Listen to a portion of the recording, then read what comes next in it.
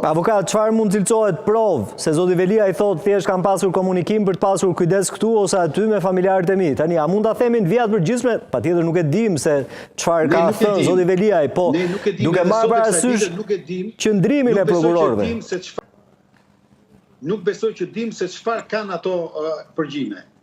Nuk mund të dim. Dakor, po çfarë mund cilësohet provë e re? Çfarë mund cilësohet provë e re? Se çfarë cilësohet provë, këtë ka përcaktuar Kodi i Procedurës. Rast pas rasti, se çfarë cilësohet provë e përcakton gjykata, është në diskrecion të gjykatës. Nëse aty janë indicje, të cilët më pas janë prova për të shkuar tek fakti penal. Pra këto janë në diskrecion e gjykatës, e përcakton ata nëse do duhet të merren apo jo si prova, në cilën mund të rëndojnë situatën, apo pse jo dhe mund të lehtësojnë. Fakti që janë paraqitur, besoj që janë për të rënduar situatën, sepse janë paraqitur nga organet e akuzës. Madje po i themi diçka procedurale, është shumë e rrallë, faktikisht që organi i akuzës në apel të sjellë prova të reja. E kuptova. Poli, lutem një koment në lidhje me këto seanca maraton. Ditën e djeshme vijon edhe momentin që flasim me një deklarat nga ana e zotit Velia, ku edhe një herë konfirmon se ka pasur vetëm thjesht një komunikim me familjarët e tij. Shko si është historia. Fakti thelbi i shumë argumenteve, përveç veprës së rëndë penale që ka korrupsionin e organizuar e tjerë zoti Velia i atje, masa e arrestit me burg, një nga arsyetimet ka patur, në fakt ka patur dhe pikërisht intimidimin, për shembull rastin e një të BKH-s, por dhe prishjen e provave, domethënë rrezikshmëri për prishje provash. Poli, të lutem, ndjes. Më mirë kupton, besoj, sepse kemi të bëjmë me lajmin e fundit. Seanca është shtyrë, është shtyrë sërish seanca për zotin Veliaj, do të mbahet ditën e nesërme në orën 10. Shumë mirë.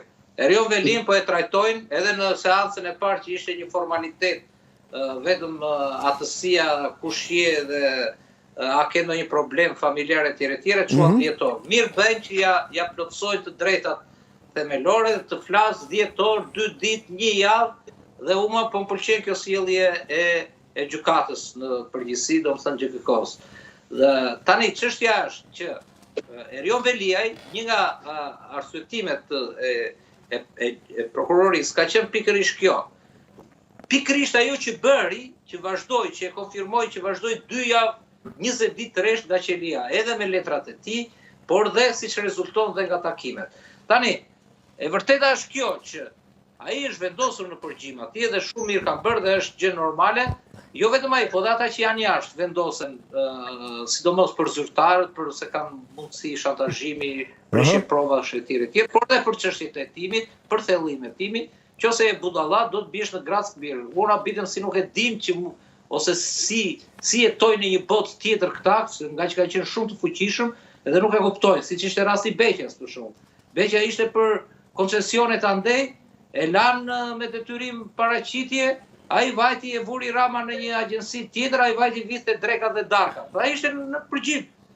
Ai vazhdonte punën. Dhe ky, brenda në qeli, këto 20 ditë dhe jep porosira me emra konkret, me media konkrete të bëjnë fushat. Dhe në qoftë se marrin faktet dhe provat, këto 20 ditë ka patur një fushat të egër. Ore kanë nxjerr djalin e prokurorit.